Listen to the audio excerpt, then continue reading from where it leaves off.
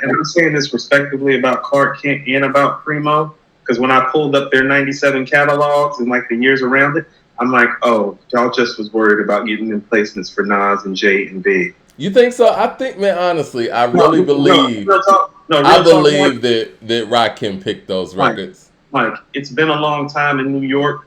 He picked those the same year that he made 10 Crack Commandments and Kick in the Door for Big. It's the same year. It's 97. It's the Who's same to year. say? Who's to say though? Premier didn't come there with his beat tape or whatever it was back then and just played those records, and Rakim passed on them and picked what I he want the picked. story. You don't want to believe that? I want the story. This is the thing, though. Let's just say, for real, is Rakim not traditionally, but is he known to be a beat picker? I mean, that's a little that's a loaded question because he knows how to make beats. He does. He does. He made Know the Ledge. You know what I'm saying? And probably a lot more that he didn't get credit for. No, he said he produced most of like Follow the Leader. Yeah, I've heard that he had something to do with a lot of the stuff that was on Paid in Full and stuff too. So he's a producer too. Okay, but so I don't know how we kind of got to take those things with a grain of salt. All I'm saying is that you're telling me that somebody who, in a lot of people's minds, is still the greatest MC of all time, still arguably the greatest lyricist of all time, comes from a family of trained singers and musicians, is a producer himself, whose actual melodies and sometimes voice patterns music. And you're telling me he might struggle to pick beats. I don't know, man. I don't know. I think that when you jump out and work with other producers, that kind of shows different. Well, here's what. That's a different chamber that you have to work. You know what I mean? So here's why I brought up Clark Kent and Primo and them not giving Rakim their best, in my opinion, because Pete Rock wasn't getting worked by them. The best song on there is "The Saga Begins" because Pete Rock gave Rakim that work, and he went to work. Go ahead and explain that, Mike. Go ahead and explain why Pete Rock gave him the best beat on the album, then when Pete Rock wasn't getting the work that Clark and Primo was getting from the major artists like Nas and Big. You know, after watching Pete Rock's Unsung, I understand a little bit more about, where he was during that time period. I think he was more focused on family and not really being in the game like that. And that's why he didn't get a lot of those placements. But, I mean, even when you look at Down with the King, with Run DMC, I think that there is traditionally, Pete Rock has shown us that certain people that mean certain things to the culture, he's going to dig deep in for. You know what I mean? He's going to dig deep in the bag for. And like I said, he did that with Down with the King when it came to Run DMC. That's their comeback record. That's what I mean. How many guys, producer-wise, can say, well, it's like on a loaded staff of production credits on a Nas album and on a Rakim album? Well, I produced the best song on both of those. Pete Rock's the truth, man. Not to mention he made Brutus. It's ridiculous. It's insane. Somebody on our Twitter asked earlier, what's our favorite hip-hop beat? I saw that. And, there's so many out there. Obviously, Ice Cream was one that came to mind. I thought Cream. But you know what, for me, man, I'm just going to have to say Trouble T-Roy, man. When They Reminisce of You is the best. It's either that or Welcome to the Terror Dome. I thought Award Tour is up there too, Mike. Okay. I love the beat to Award Tour. That's personally for me. That's one of my favorite beats ever personally is Award Tour. Like, I thought about the stuff and here's what I mean. Like, the best beat ever should excite you every time it comes on. Like, just the beat. Like every time Award Tour comes on, it excites me. But so does Trouble T-Roy, man. Like, yeah. Like, I can go with either one of those. Well, I mean, speaking of which, man, we just really need a Pete Rock and Q-Tip versus. And I know for the people over at Versus, y'all was trying to sell tickets and, get some real blockbuster thing out there. But you know what? I think it's at the point now, excuse me. We need to bring it back to hip hop, man. You know what I'm saying? I think Versus, to its detriment, got way too commercial. And I get it. You know what I'm saying? We gotta build businesses, got to make money, got to make moves, blah, blah, blah. I get it. But Versus got way too commercial. And now people are outside, and it's like, I got other things to do. You got to bring this back to hip hop. You got to bring this back to the music. And I think that if we talk about something like Pete Rock and Q-Tip and making a real event of it, the music speaks for itself. None of these antics and all of that, you know? Hey, also too, Mike, while I was doing my dig, Clark Kent and Foxy Brown appear to be cousins. Find out from Nakia how solid that is, seeing how, she from BK and I never knew that. Yeah, I mean, just find out how solid that is. We got somebody who went to school with Foxy who we, have known for like almost 2 decades. We might want to ask her about that. Because I thought that was a little striking too. I'm like, Clark Kent's related to Foxy. Heard they're cousins. That's crazy. I never knew that. Well, yeah, find out if it's solid. The stuff that I read and I go through, I don't trust. We actually got somebody may be able to verify that. Oh, yeah, definitely. I see people saying grinding. I see Shook Ones, Deep Cover.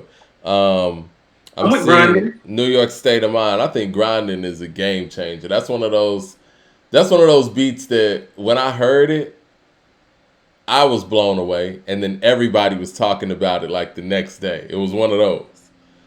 Okay, so I love New York State of Mind too. Flavor in Your Ear is the best beat ever. Wow, never heard that. I like Flavor in Your Ear. No. My homeboy Boo Boo from West Boulevard used to say that, but he was a Craig Mack fan, and he was like not realistic or reasonable about his hip hop opinions or aesthetics. That's not the greatest beat of all time. As a matter of fact, Get Down might be a better beat, like just like lined up next to each other, like off that album. True Master is crazy, man. True Master might be the most underrated beat ever in hip hop. Mike, what album did I listen to yesterday that I was telling you about when we were talking this morning? Yeah. I listened to Soul Survivor beginning to end yesterday. Pete Rock shit just rides, man. It's different. Easy Mo B. I would like to see him in a versus. Easy Mo B got some bangers. And my favorite Easy Mo B track is not Flavor in Your Ear. It's Busta's joint. Wild for the Night? No. Why? No. What do you do for Busta? Everything Remains Raw. Easy Mo B did Everything Remains Raw? Yeah. That's his best beat. Everything Remains Raw is crazy. He did that? Yeah, he did that. Yeah. Impressive. On time. As I come through. I think what Versus is right now, they've spent so much time investing in the artist and the performance aspect of it. They've pushed the producers to the back. Because now it's about the performance. Like, Versus is now basically a stage performance / concert. I don't know. I guess that's how they sold it. Huh? It's just business now. What it is that we're going to take somebody with a catalog, put them up on stage, revive these streams. Yep. Divide the pie. Everybody break bread. Have a nice day. And it's also focused too when you do that, right? So you know that it's these 2 acts, these artists. But when you do producers, everybody's getting streams. Right. You know what I'm saying? Everybody eating. And they can't do it like that. They need to make sure that we get a centralized focus on this artist and their collabos. But with the producers, it's just too unpredictable. Right. So yeah. No. That's not even the producer's fault. That's these punk ass artists, Mike, that be sensitive. That's what that is. You think the artists don't want to do verses or something? I mean, there's some that have said they don't want to do it. Okay. Well, people want us to do a T.I. and Ludacris mock verses. I saw that. I wrote that down in my notes actually because I saw that. Was that on Twitter or was that on the YouTube? That was on Twitter, I think. Yeah. Yo, I think that you know how I feel, and I know how you feel. You're more of a T.I. guy by far. It's not. You want to know? There we go. And I thought about this today, Mike. Okay, so I'm giving honest thought to what like the perspective that people outside of Atlanta may think that Ludacris is a better artist than T.I. But what I would submit to you is how. I was going to ask you that. Hold on. Right. How and why? Because here's the thing. The hits are comparable. Okay? Luda's hits are bigger. Yeah. So... But everything else goes to T.I. Right, I was about to say. So I was going to say, if you watch the hits, but even if we give the hits to Luda, but it's like everything else goes to T.I. Like albums, like delivery. Okay, how about this? Luda's voice is No, better. no, no. Delivery. Phew, I don't know. I like T.I.'s delivery a whole lot, He but doesn't I have think Luda has one of the more unique flows.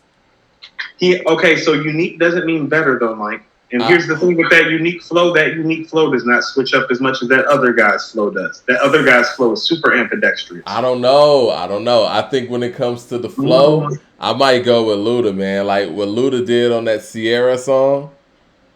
Look, O. Yeah, Mike, I think O is probably his best feature performance ever. Next to that and the Made You Look verse. yeah, yeah. Southern Guess style get wild. Old school's coming down in a different color. Whip, whip, whip. Picture perfect. You might want to take a flick, flick, flick. Yeah, when it comes to flow, Luda's tough to beat in that department. Welcome to Atlanta, Jack and Hammers and Vows. Back to the back and I'm jacking the flows. Adolescents packing the foe. We'll knock on the dough.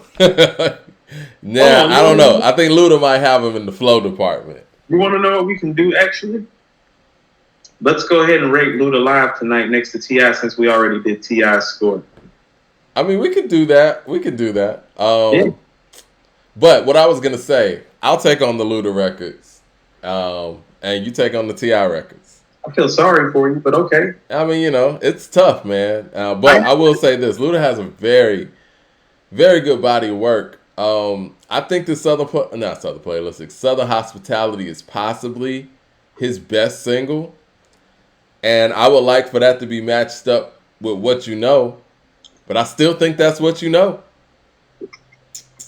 I do too. I mean, you know how I feel about What You Know. And I love Southern Hospitality. And the Neptunes. Yeah. I mean, Ludacris, balance and rotate all tires. I see that in the chat. 1 minute, man. That's up there. Yeah. Yeah, no, Luda's features are crazy. His feature on Fatty Girl was pretty dope too. Yeah. No. He's got some stuff. I just don't know if he has enough for Tip. I think the thing that Tip has for me over Luda is the fact that he has some very balanced content when it comes to him getting serious. And I know somebody mentioned Runaway Love in the chat. I just never was a big fan of that record. I can't knock the record. Okay, so that's one of those records that if he were to play that in the verses against T.I., smash. How well did Stand Up age? I'm seeing Stand Up in the chat. I like Stand Up. I think it aged somewhere in the middle, though. I don't. And we have to think too. That's a Kanye West produced track that might not have aged well. What does that say?